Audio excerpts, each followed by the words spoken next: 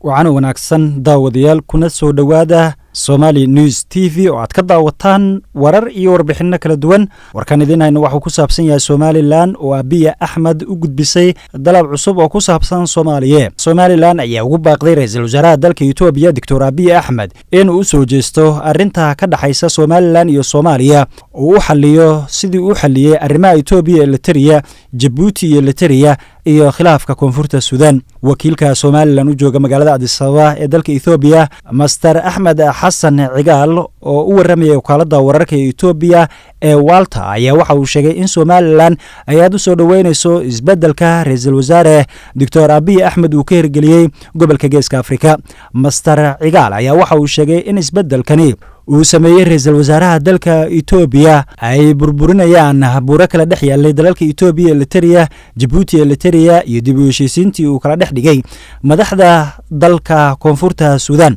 waxaana ra'iisul wasaaraha ka rajaynayaa in sidoo kale uu soo jeesto Soomaaliya iyo Somaliland ayuu wakiilka Somaliland Itoobiya waxa uu kaloo wakiilka Somaliland uu sheegay in uu ku rajo weyn yahay in Itoobiya ay noqoto dalkii ugu horeeyay ee ka dhabeeya aqoonsiga qadiyadda iyo madaxbanaanida Somaliland waxaan u rajaynayaa Itoobiya inay noqoto dalka ugu horeeyay ee dunida ay sheegeen Somaliland xaq u leedahay in aqoonsi la siiyo ayuu yiri wakiilka waa markii ugu horeysay ee Somaliland ay ugu baaqdo ra'iisul wasaaraha dalka Itoobiya inuu soo jeesto arinta ka dhaxaysa Somaliland iyo Soomaaliya intaas ayaan daawadayaal ku soo gabagabeynayaa warbixintii ku saabsanayd Somaliland oo Dr. Abiy Ahmed markaas u gudbisay dalab cusub oo ku saabsan Soomaaliya iyo Somaliland iyo sidii khilaafkooda loo soo afjari lahaa haddii aad ku cusub tahay Somali News TV fadlan ha hilmaamin subscribe-ka si aad ula socotid wararkeena iyo warbixinadeena dambe